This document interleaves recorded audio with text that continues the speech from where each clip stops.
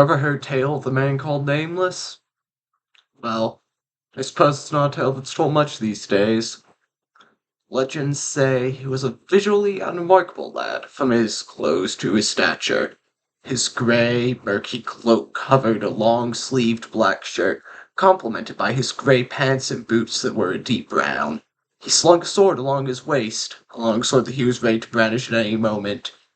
Rarely did if he wasn't out on a sellsword commission, though. Not that he was a pacifist or anything, no, of course not.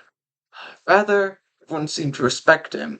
He took on missions no one else was willing to do, and he finished them easily. He carried himself a mix of confidence and indecisiveness, like he was sure that he could do what he needed to be done, yet he didn't believe that he should. None of that was the strange thing about him, though. No, that was his approach to assistance on his missions. He never seemed to need it, yet he constantly hired junior adventurers, taught them all he could, and left them with a wealth of experience and knowledge. He would never explain why either. He just did what he did and then up and left. However, one of his hires was different. He was a boy, about 16, and he refused to let this man continue to wander alone. So, after being hired, he decided to go on Nameless on his travels and figure out what he was doing exactly. Nameless continued on with his new companion in tow. He taught him things, more than he taught any of his other hires. Nameless proved himself to be a master of the sword. He executed the most complicated techniques flawlessly, and he cut through all his enemies like grass. But the boy noticed that it seemed as if Nameless wasn't simply being not sociable. Rather, it seemed as if he was forcing himself not to be. One day the boy asked Nameless about this. Nameless looked downcast for a moment, then said, "I suppose you're right. I am forcing myself to be like this." He looked down. "That's what I deserve."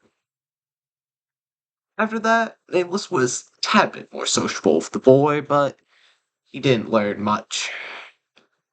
A year passed. The boy had gained training in swordsmanship, and Nameless had become slightly more open.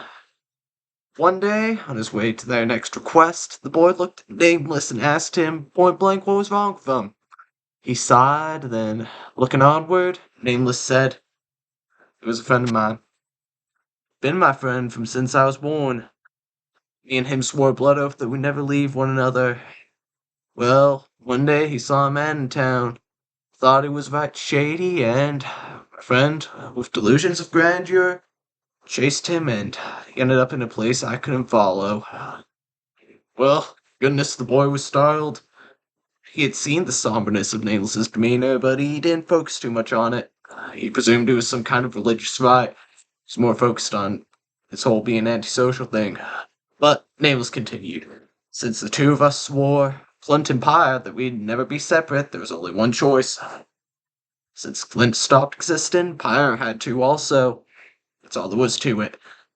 So I, as a man without a name, took on training myself. Nothing else I could do. People started calling me the Nameless Man. Then, after that, just Nameless. The boy looked at him and didn't know what to say. Of course, after collecting himself, he swore then and there that no matter what may come, fire and brimstone, a swarm of monsters, the end of the world, he would stay by Nameless's side. And he did.